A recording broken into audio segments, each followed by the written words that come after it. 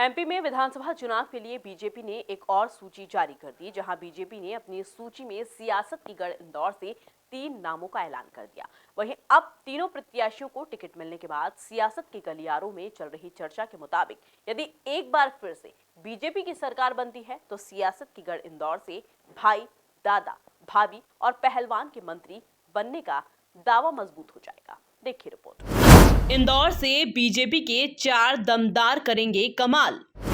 सरकार बनी तो मंत्री बनने के प्रबल दावेदार। भाई, दादा, भाभी और पहलवान का मजबूत दावा। 1 लाख वोटों से ज्यादा की जीत का किया वादा।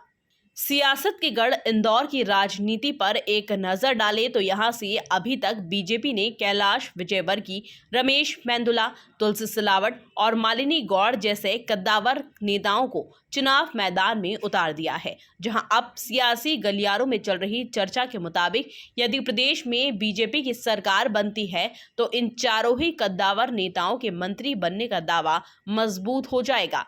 यही कारण है कि अब इन चारों ही नेताओं के समर्थक बम्पर जीत की तैयारी करते हुए नजर आ रहे हैं।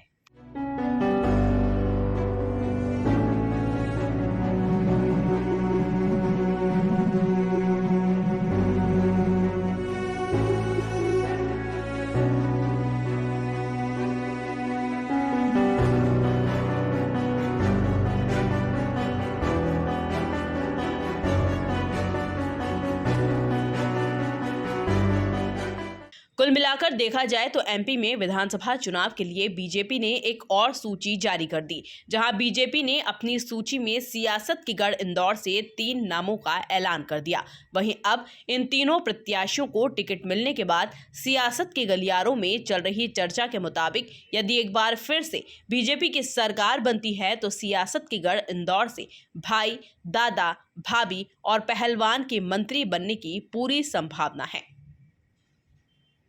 Bureau report, MP news, Indore.